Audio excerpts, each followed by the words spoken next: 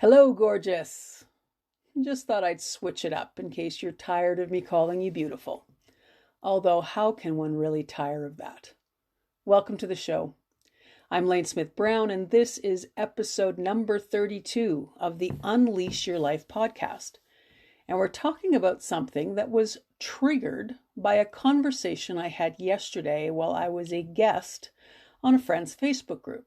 And I suspect it will be a helpful topic for most of you. And it's all about learning to talk to yourself.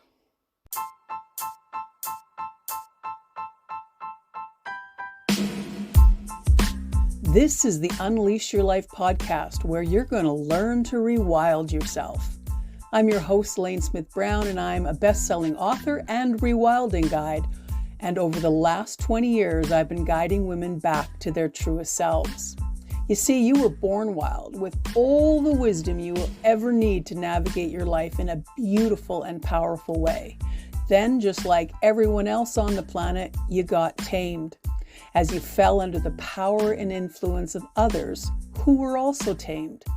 All that taming you got as a kid has you convinced you are less powerful than you really are. I call all of that unconscious programming power leaks. And on this show, you're going to discover yours, and then you're going to choose to plug them so you can get back to the wild, wise, and powerful being that you are. So grab a coffee, glass of wine, or a favorite friend, or all three, and let's talk about what living your wild self can mean for you.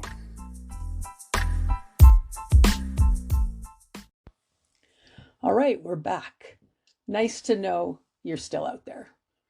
Thanks to all of you who are writing me and telling me about your experience here and what you're getting out of these shows. It's so good to know that there are real people out there having real experiences. And thanks also to all of you who've taken advantage of the Plugging Your Power Leaks course. I love that you're finding this so transformative, and I'm really glad that I put it together. We are well on our way to creating my dream of tens of thousands of us standing in all of our authentic power and changing the world for the better as a result. So last week I got to be part of the Trauma to Triumph online summit, and I met a lot of really great teachers. The woman who organized the event has become a good friend over the years, as we both wrote our books at the same time, and we're constantly in each other's corner as we're going through every facet of what that entailed. Her work is in South Africa, and she is working with people who have experienced a traumatic childhood, and she's developed the tools to help them work through a lot of those issues. She was kind enough to invite me onto her Facebook group yesterday, and the question we discussed was, what if I damage my kids because of my own unresolved hurts? It's a good question, especially for those who remember a less than ideal childhood and want to save their own kids from that anguish and confusion. I shared this story of a good friend of mine and her son, now a beautiful young man. Like me, my friend grew up in a home that was not exactly ideal as a nurturing environment. She and her siblings, just like I and my siblings, grew up in the same home, but all had different experiences, and different things affected each one in a unique way. This is a testament to the fact that kids all process very uniquely, and there's no cookie-cutter approach to answering that question of what if I damage my kids because of my own unresolved hurts. So, to observe my friend mothering her children, I think she did an amazing job. She did all the things that she didn't experience growing up. So there were lots of conversations. There were lots of special occasions which each kid was honored and celebrated. Her home was the place where all the kids in the neighborhood would hang out. There were lots of family excursions into the woods or up the mountains as they got to know each other in different types of situations.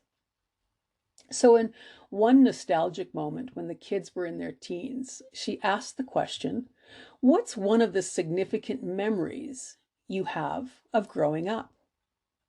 In her mind, she's expecting something sweet, like the picnic hike they used to take around their favorite lake about an hour away from home, or one of the amazing birthday parties that celebrated another year of life, or perhaps a memory around Christmas or another occasion. Her son chimed in, "Oh, the day you lost your shit at Safeway." my, my friend's heart just sank. Out of all the wonderful things that she knew had happened in his life, that's what came to mind. It's funny how our minds file information. We've talked about this a lot, but it is always the emotional impact of something that cements itself in our memory. That emotional impact could be positive, negative, or just surprising in some way. And I suspect this event had been in the surprising category. If memory serves correctly, my friend's kid had been a toddler at the time, and for any of you parents out there, you know there are days where that can be completely exasperating. And he had chosen this moment in this public place to have a meltdown. And so did his mom.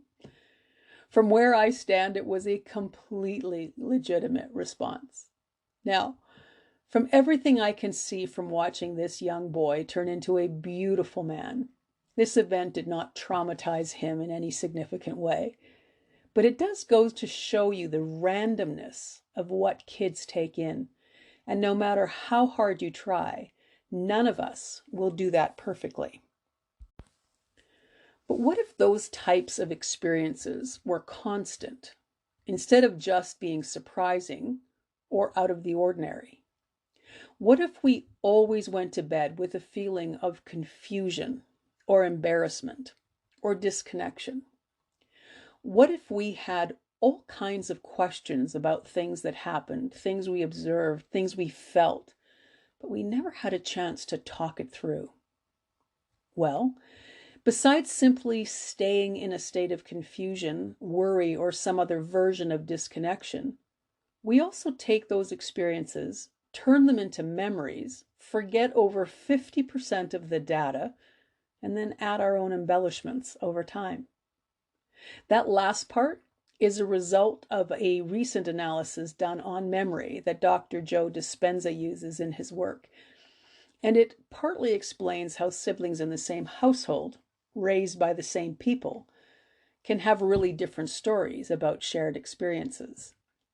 So we can't trust the stuff that's in our mind. This show is not about whether or not that memory is true. This one is about what can we do for kids so that the memory doesn't turn into trauma. So as this question came up, what if I damage my kids because of my own unresolved hurts? I thought about what I would have longed for as a kid. I wondered what it would be like to have an adult ask me, "Did anything embarrassing or confusing happen to you today? Or did anything happen that made you feel something that you didn't want to feel?"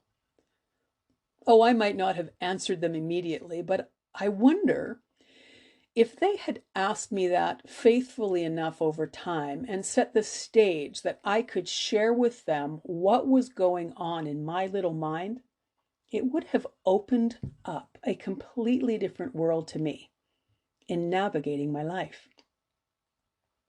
Imagine someone asking you, and more importantly, wanting to hear the answer to questions like, did anything happen to you today that confused you, embarrassed you, or made you feel something that you didn't want to feel? I think the first thing that would teach a kid is that they have feelings, and those feelings are legitimate. Imagine what that would have felt like as a kid to have had someone acknowledge that you were feeling something and then validated that feeling as legitimate. How much pain would that have saved you? Now, as with every show that we're doing here, this isn't about finding blame in our childhoods or throwing our parents or caregivers under the bus in any way, shape, or form. There isn't an experience out there that cannot be redeemed and turned into something marvelous. But that doesn't mean that the pain wasn't real. Disconnected parents who were raised by disconnected parents who were raised by disconnected parents do some crazy ass shit to us kids. And that stuff lingers. But we are in the business here of ending that behavior. So some of the work that we're doing here is about finding a way to re-parent ourselves in the process of doing this work. As transformative as those questions would have been to us growing up, those questions can be equally as transformative in this moment, at this age, and in every situation. What if you had a ritual with yourself that simply asked the questions, did anything happen to me today that was confusing or embarrassing, or made me feel something that I didn't want to feel? I'm sure a lot of you are similar to me in that a traumatic childhood can disassociate us quite dramatically from our feelings, so that our ego or our subconscious mind just files it away before it even has a chance to register. And as we are in this process of awakening to who it is we've come to be in the world, to understand our purpose and our intention for our life, being connected to our feelings is a powerful way to navigate a whole lot of information. So much of how our intuition talks to us is through our feelings. Now, to be clear, my understanding of intuition is that it doesn't have an emotional load. Like, it's not super excited or super despondent. It doesn't have these big dramatic emotions. It's more of a knowing, a calmness, a sureness, a certainty that this is the move you need to make next. I believe that that subtlety of communication comes on the heels of first learning to be aware of what you're feeling and why you're feeling it. You'll grow into understanding the subtlety if you learn to do that part first. So let's make this personal. What if, when you get to the end of your day, you ask yourself, did anything happen today that was embarrassing? Maybe something was said that attached itself to your insecurity. It made you feel less than or unworthy in some way. What was it exactly? What was said and who said it? Do you know why they said it? Why did you take it personally? Was the comment really about you? Or was it something you just assumed was about you? Why did it stick? Was there a familiar feeling about what was said? Did it connect to something from your kidhood or from something similar that happened last week? And why did it weigh as much as it did? What did it impact you in this way?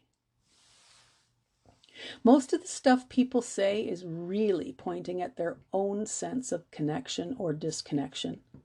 And then we transfer whatever they say or do into something they are saying or doing to or about us. Did anything happen today that made you feel confused? What did you do about that? Did you just walk away in a state of confusion? Did you ask for clarity so that the confusion went away? Did you make a judgment against yourself that you weren't smart enough to catch on and you didn't want anyone to know it? Did you make a judgment against them that they have no clue how to communicate, they're stupid or full of themselves? You know how our ego kind of loves to tell a story, right? There's usually a whole bunch of stuff that's going on in our heads when we're in a state of embarrassment or confusion that, if unchecked, leads to all kinds of other stuff that kind of sabotages our relationships and our experiences. So If nothing was embarrassing or confusing during the day, did anything else happen that made you feel something that you didn't want to feel? Something might have happened that made you feel angry or hurt, foolish, unworthy, or dismissed. If that didn't happen to you, what are you going to do to dissipate? If it did happen to you, what are you going to do to dissipate the energy of that feeling in your body before it goes in deeper and lays its hooks into your subconscious mind? Was that experience really about you? Or was somebody else in a state of disconnection and you got caught in the crossfire? Do you need to develop a skill set so you don't constantly make everything about you? Can you see how different an experience can be when we learn to address our feelings when our feelings happen? This isn't about judgment. This is about noticing, being aware of what we're feeling. You see, as I understand it, we are feeling machines. We are feeling machines and meaning-making machines. Machines may not be quite the word, but I like the sound of it because this happens automatically. It's kind of like a mechanical response to something. We feel it, we react either inside, outside, or both. And then we take it in and we try to make sense of it in some way. But if there was a lot of trauma or confusion in our life, especially in our formative years, there is so much of that we don't even notice until days later. You're still hanging your head and walking around in a cloud because of something someone said 2 weeks ago or 2 months ago or 2 years ago. That moment has now become something much greater than it deserves. You see, we all tend to magnify things. It's not personal. It's unconscious. So something that just sort of pissed you off one day, over time, if not addressed, can turn into rage. Or something that felt dismissive could quite easily turn into a sense of complete despondence or depression over time. When we don't explore what it is we're feeling in the moment, those emotions can have a really long tail. And what is at the end of that memory tail tends to be a completely distorted impression of what originally happened. Can you see the value of something like this in your life? Can you see the value of being present enough in your day that you take the time to recognize what you went through in the day, and then actually allowed yourself the freedom to process it and to decide whether or not you want that emotion to get lodged in your body and in your subconscious mind, or do you want to let it go? I know if I was a kid and my feelings were acknowledged, it would have kept me so much more in tune with myself as I was growing up. But I can do this for myself now and change my entire experience going forward, and you can too. We can do this for our friends. We can do this for our kids. And it's not even our kids necessarily, it could just be kids that are in our lives. I suspect most of you had someone in your life who wasn't a relative, who said something or did something that completely transformed your life in a positive way. We all had that teacher or a babysitter or someone that you met someplace that just took the time with you and made a really positive impression. Someone who could see you, acknowledge you, leave you with the impression that you mattered. I have 3 people in my life that fall into that category, and I think about them often. Our interactions were short, and I doubt left the same impression in them as they left in me. But 3 different people at 3 different times, at 3 different ages, came alongside me and dropped a little bomb of truth that communicated to me that I mattered, that I counted, and that I was worth noticing. So with this information, if you're not doing it already, you now know you can do it for yourself, and you can do it for anyone and everyone around you. You can identify the feeling and make some connections. Is this feeling making me feel something about myself? As in, is it bringing up something from my childhood or a previous experience that I need to deal with? Is it just a habit of thinking? As in, I believe I'm unworthy, so I take everything in through that filter of needing to prove my unworthiness to myself.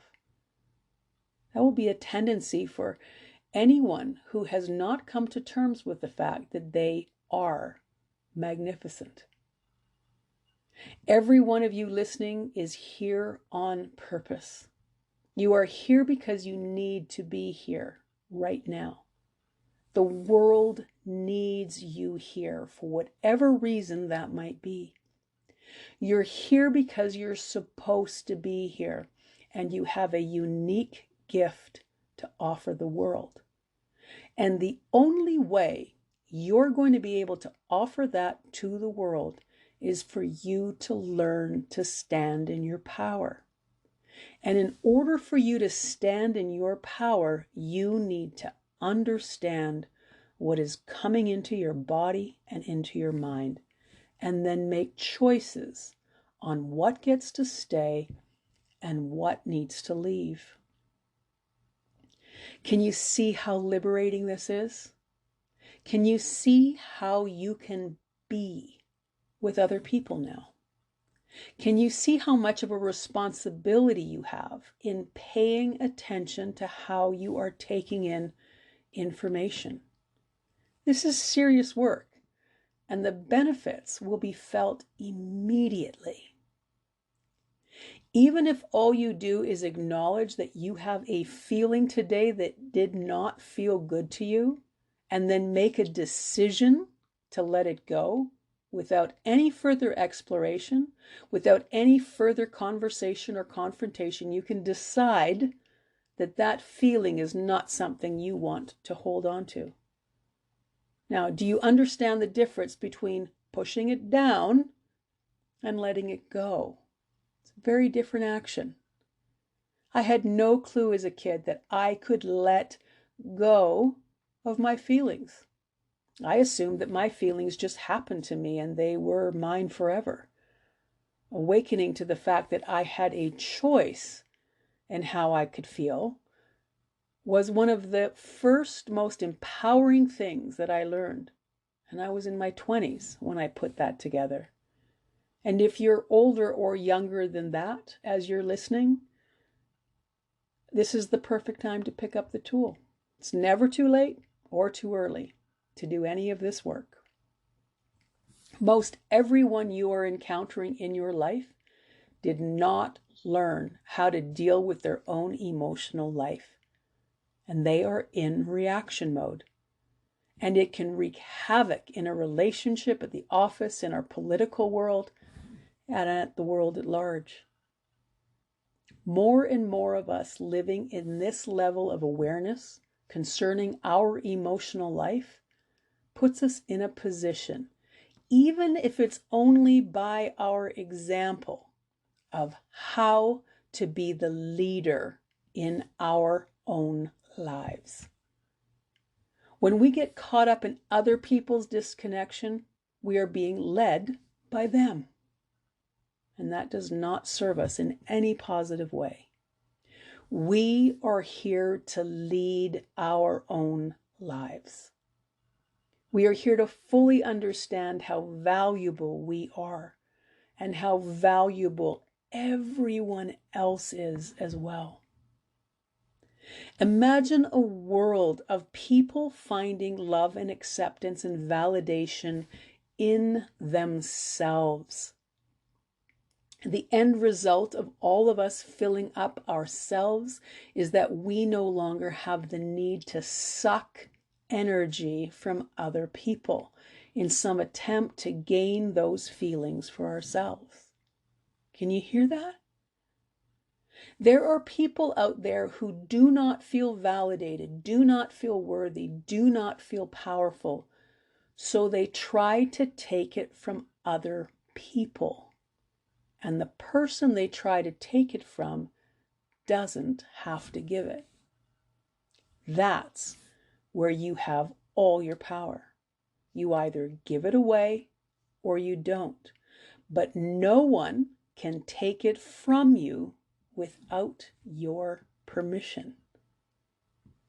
So at the end of today, or right now, if you feel like it, will you ask yourself these questions? Did anything happen today that embarrassed you or confused you? Did anything happen today that made you feel something that you didn't want to feel? Do I need to have a conversation about that with someone who's involved, or is this just about me? Do I need clarity, or do I need to let it go? There's a lot of good information in this one. I hope it's helpful. This has been transformative for me, and I still need to remind myself every now and again not to go up the rabbit trail or up the flagpole, whatever it happens to be, and just stay in my power, calm down, ask myself some questions before it just accidentally slips into my subconscious mind and starts to rule my life from there. I want to let go of as much as I possibly can before that stuff sticks. That's it for this one. It's a good tool. Add it to your arsenal and share it at will. Now, hit subscribe if you want to be notified when the next podcast drops, and drop me a line if you want to chat about any of this stuff. Thanks for showing up and doing the work. Until next time, stay weird, stay curious, and keep popping your corks or plugging your power leaks. And check out number 9 and 10 if that last part was a little confusing to you. Ta for now.